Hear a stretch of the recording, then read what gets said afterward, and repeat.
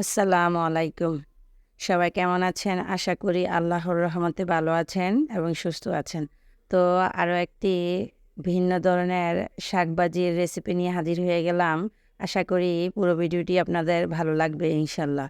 তো আমি একটি প্যানে সা রান্নার তেল পরিমাণ মতো দিয়ে দিয়েছি। তো তাতে আমি এখানে রসুন কুচি, পেঁয়াজ কুচি আর কাঁচামরিচ ফালি এগুলো দিয়ে একটু নেড়েচেড়ে মিশিয়ে নিব।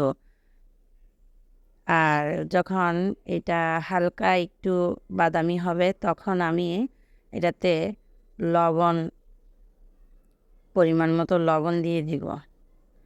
তো লবণটা এখানে স্বাদ অনুযায়ী দেওয়া হবে। তো তারপরে আমি কলমি শাক ধুয়ে ভালো করে পরিষ্কার করে কুচি করে কেটে রেখেছিলাম। তো এটা পানি ঝরিয়ে নিয়েছি। তো এখন এটা দিয়ে দিব। তো এটা দিয়ে আমি নেড়েচেড়ে শাকগুলো উপর নিচ করে তেলের সাথে মিশিয়ে নিব। তো আপনারা বাসায় অবশ্যই এইভাবে একবার খেয়ে দেখতে পারেন। ইনশাল্লাহ আপনাদের ভালো লাগবে। এইভাবে শাকভাজি আমি সবসময় করি আর মাশাআল্লাহ আমার ঘরে সবসময় এভাবেই খায়। আর আমার থেকেও শাকভাজিটা খুব ভালো লাগে। তো আপনি যদি আমার পুরো ভিডিওটি দেখে থাকেন তাহলে স্কিপ ছাড়াই দেখতে থাকুন। ইনশাল্লাহ ভালো লাগবে।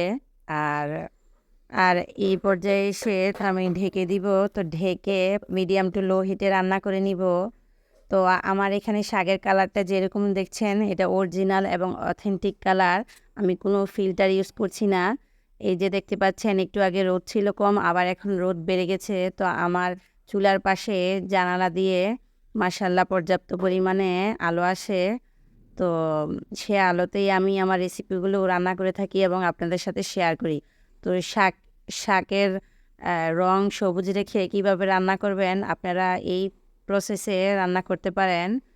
তো এই যে আমার রান্নাটা হয়ে এসেছে, আমি নেড়ে চেড়ে সুন্দর করে মিশিয়ে এখন এটা সিদ্ধ হয়েছে কিনা চেক করে তো আমি এটা উঠিয়ে নিব। তো আপনারা চাইলে তেলের পরিমাণ আরেকটু বাড়িয়ে দিতে পারেন।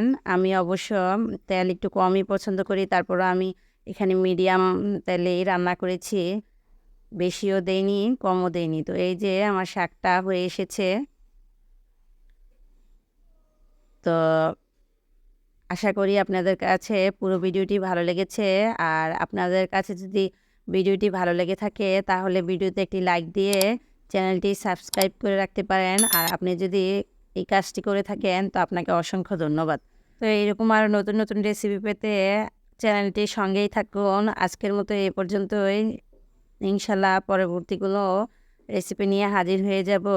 আল্লাহ ভালো রাখুক, সবাইকে সুস্থ রাখুক এই কামনায় শেষ করছি আজকের ভিডিওটি। আল্লাহ হাফেজ। আসসালামু আলাইকুম ওয়া রাহমাতুল্লাহ।